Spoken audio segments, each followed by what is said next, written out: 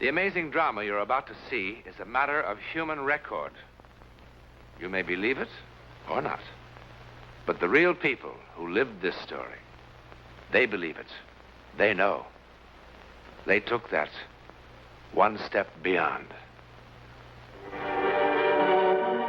Alcoa presents a new and unusual kind of television program that takes you just beyond the world in which you live.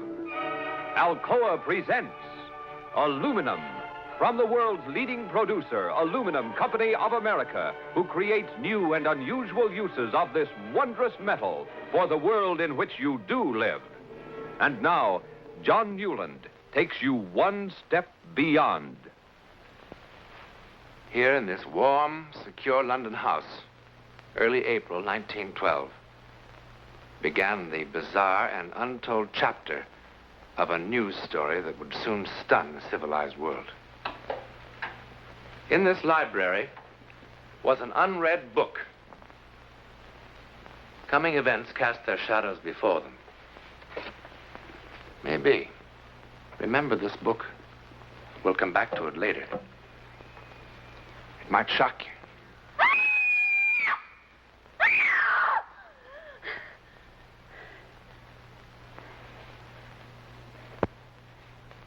Mother. Mother. Mother. Mother! Mother!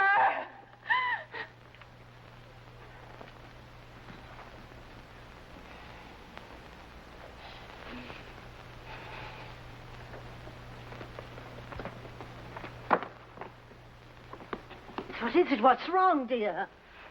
It was water. Dark water. I was drowning. I couldn't swim anymore. I was drowning. Oh, you've just had one of those old-fashioned nightmares. Oh, no. I don't blame you. All this excitement about the wedding. No wonder. Eric was there. But I couldn't find him in the dark. And the water closed in over me. What does it mean? Nothing.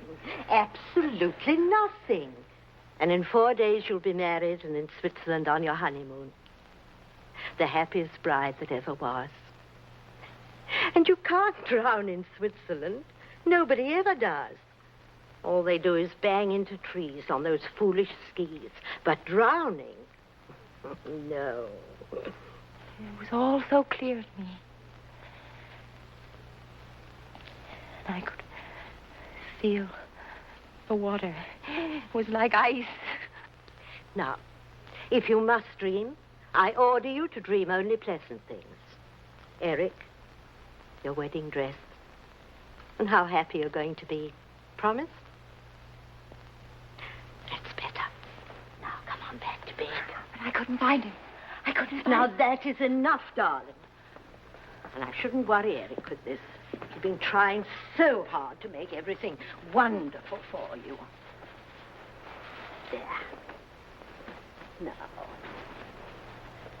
Good night, dear. And no more nightmares.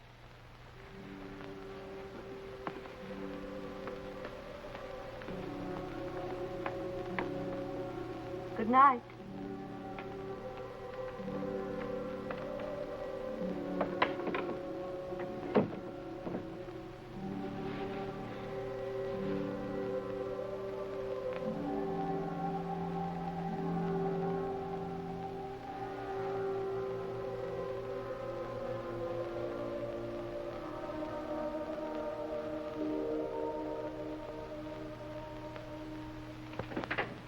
Good morning, Emily. Is the future Mrs. Farley about?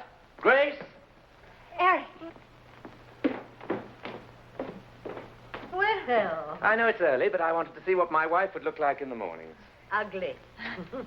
Would you like some coffee, darling? I'd love some. You like surprises, don't you, darling? I love them. Come on, surprise me. It's about our honeymoon. The honeymoon? We're not going to Switzerland. We're not. Well, where are we going? We're going to America. To New York City. New York. Eric. Now, why don't you ask me how we're going to get there? Swim? Rowboat? Raft? All right, darling, how? That's how. Stateroom 111B, boat deck, right next door to Mr. and Mrs. John Jacob Astor, no less. On the maiden voyage of His Royal Majesty's ship, Titanic, Southampton to New York, 6 days at sea, next Tuesday. At sea? Oh, just a little sugar, darling. I can't.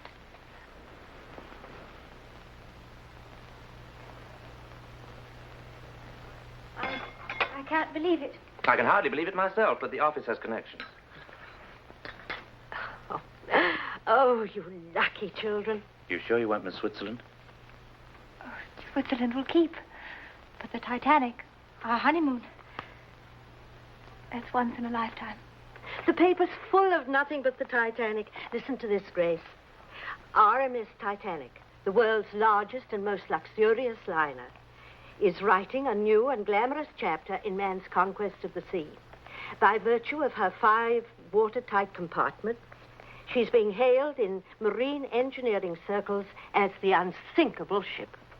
Her first passenger list makes her a floating home for royalty, statesmen, international society, and stars of the theater and the arts. And Mr. and Mrs. Eric Farley, who are absolutely unknown. And absolutely in love.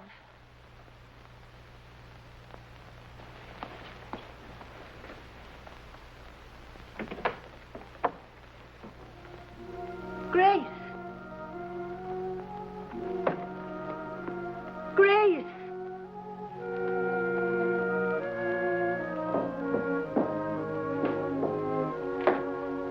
Grace, what is it, darling?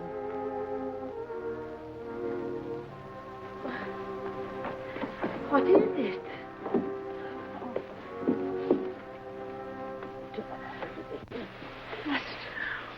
We can't go on that ship. It happened again. I dreamed. Now, darling, I do wish you wouldn't. I saw the sea, the cold sea. Oh. There were people struggling in the water. Really? Sinking, dying. Grace. And then a huge ship slid down. Down. Now, it's just a bad dream. Besides, that ship couldn't be the Titanic. The Titanic can't sink. Everyone knows that. I saw a lifeboat tossing in the water. There were letters on the side of it. I saw. Really? So clearly I saw the word Titanic on the side of the boat. I did. I did. I did. I did. I did. I did. I did. Your intuition should tell you that what you see next is not a dream. It can come true. Just what I've always wanted. Only my own dear Aunt Agatha would have guessed. Have you ever kept birds, my darling? Neither have I. You ever thought of keeping birds? Neither have I. And by all means, write dear Aunt Agatha and tell her she's made us very, very happy. I will.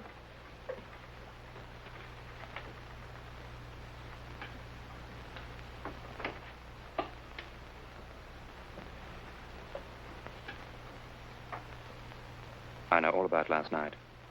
And the night before that. Mother told you.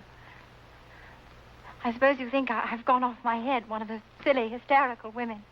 I think you're a lot overtired and a little over-imaginative. But this isn't my imagination.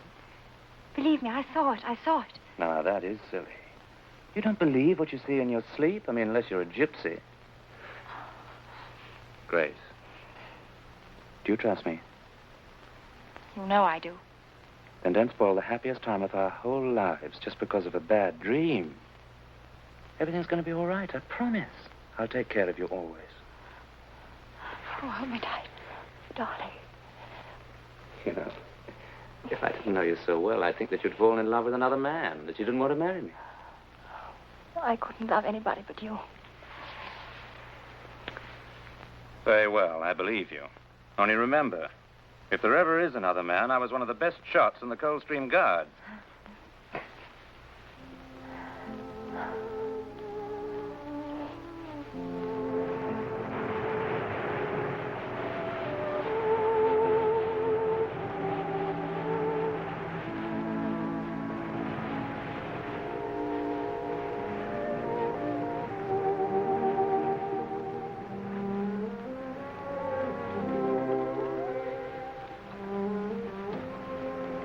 Are you asleep?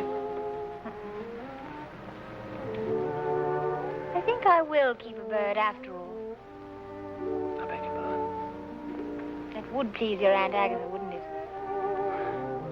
Terribly. Did you have any particular species in mind? Oh, a lovebird, of course. Oh, naturally, lovebird.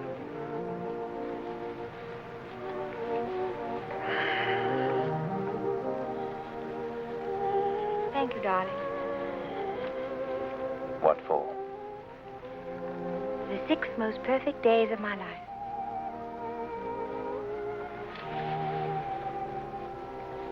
How lovely you are.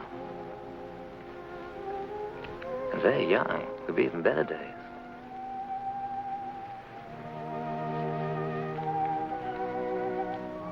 You've forgiven me, haven't you, for those silly scenes I made? I've forgotten the whole thing. I'm glad. Such awful, ridiculous dreams. It wasn't a dream at all. I was wide awake when I felt there was something wrong with the ship. Quite wrong. I know you'll laugh. And I don't blame you. I was in my cabin this afternoon.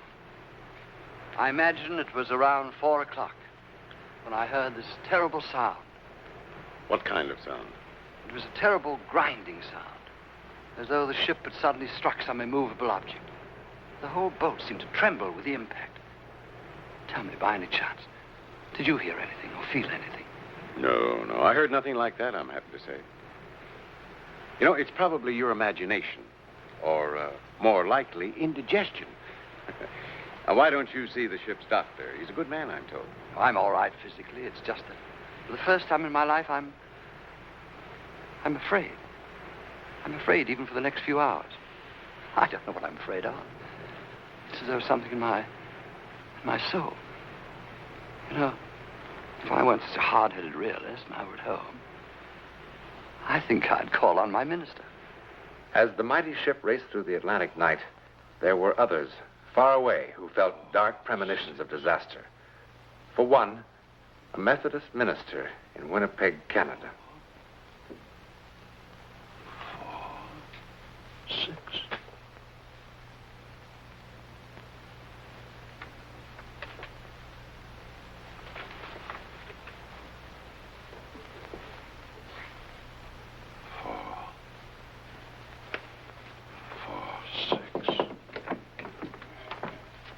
Excuse me, Dr. Morgan, but it's nearly time for the service. Miss Parsons, I'd like the congregation to sing hymn number 446 tonight. But, Dr. Morgan, the hymns for tonight are already posted in the church, and the organist... Please, 446. I didn't know that was one of your favorite hymns. It isn't. I don't even know the words. I simply know that we must sing it tonight.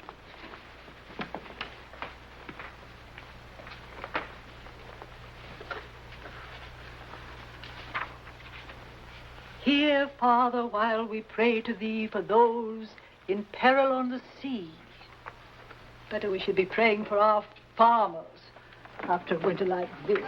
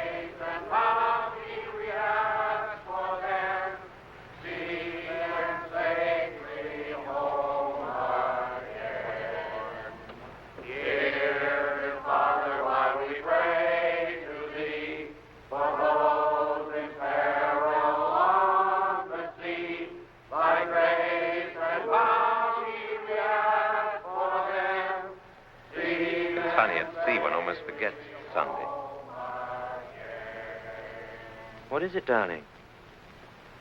Nothing. You're cold. Come to bed. At precisely the same time in New York City, still 1,000 miles away, a magazine illustrator named Harry Teller felt a weird compulsion. I don't know what's wrong with me. Harry, what's this? I thought you were supposed to be drawing pretty girls in the new spring styles. You'll never make the deadline now. I don't know how it happened. I don't know, helpless. Something seemed to be guiding my hand. I can't explain it. You're tired. You've been working too hard. Now, come on. No. No, it's not that. Harry, let's go to bed.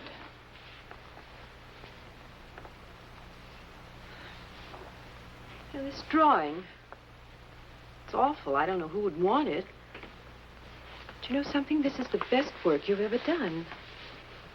I've never seen you do anything like this before. All of this detail in here. And Harry, what is it? Your hands are like ice. The water in the drawing was cold. Icy cold.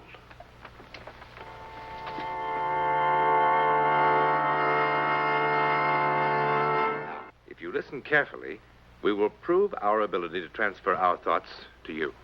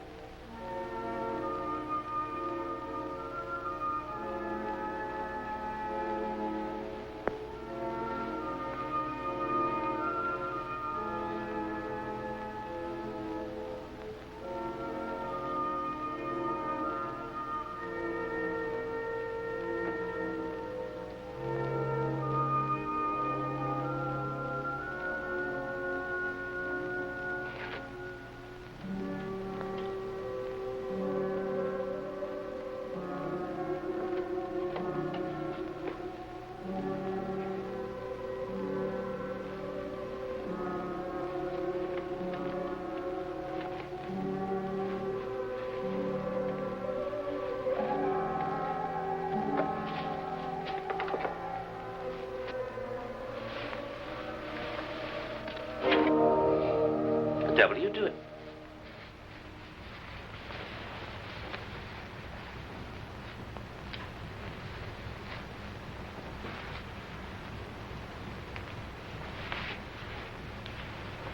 Grace.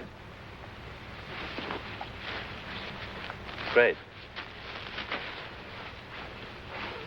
Grace.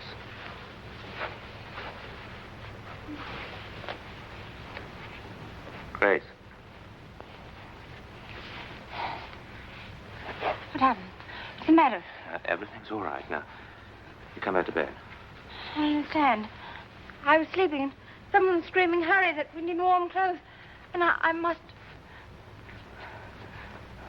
What's wrong with me? I must be losing my mind. Oh, I'm losing my mind. Darling, you're driving me out of mind, you know. Look, I'm not John Jacob Astor or a member of the nobility. I've saved for 2 years for this trip, wanting it to be a perfect honeymoon. And to have it spoilt by such childish nonsense. Oh, I'm sorry, Eric. I'm sorry. All right, darling, you're forgiven. I just don't make a habit of pitching my best clothes on the floor.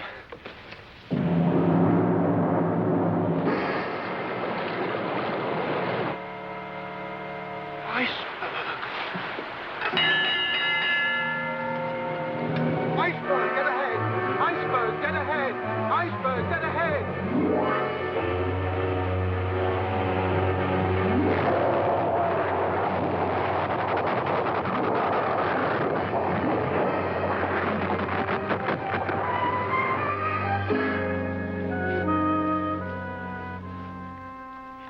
seems to have stopped.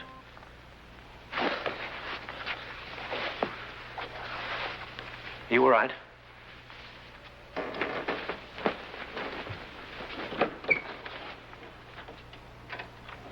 Oh, Stuart. Sir? The engine seemed to have stopped. What was it?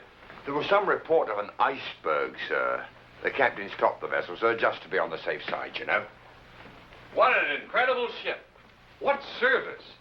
They run out of ice at the bar, so what happens? We hit an iceberg. Good fresh ice. That's what I like. It's all over the deck. Have a drink, chum. No, thank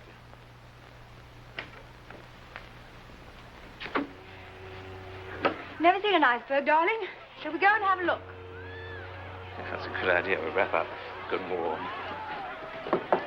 Captain's orders, go to your lifeboat station. Please dress warmly. Now, there's no need to panic. Just take it nice and easy. It's just a precaution, darling. Remember what the captain said tonight? The ship that nothing in the world could sink?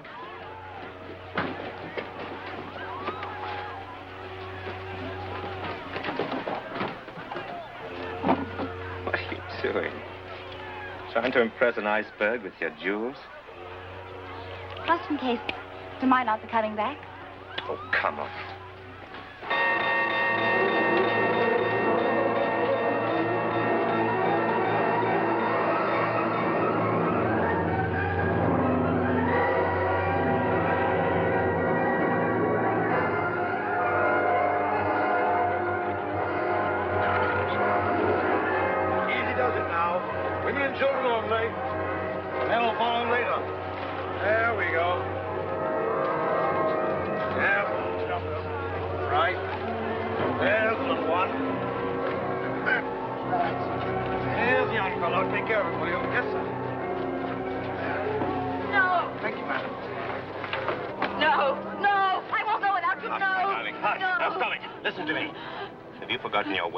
So soon. Love, honor, obey. Now you go with the other women in boat 4. Sorry. I love our marriage. All 6 days, 5 hours, and 20 minutes of it. I even loved our first fight. If you ever have another bad dream, I'll listen to you. Every word. Come, madam. It's all right. It's all right.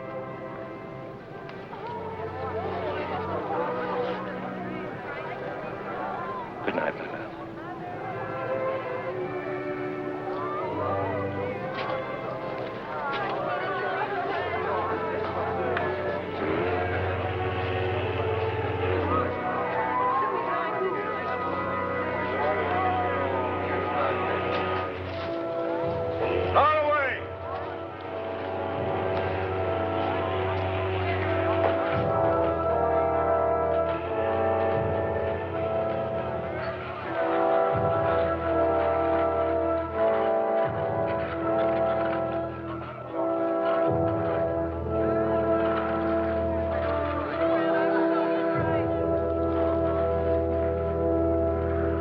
Eric Farley never came back to this house.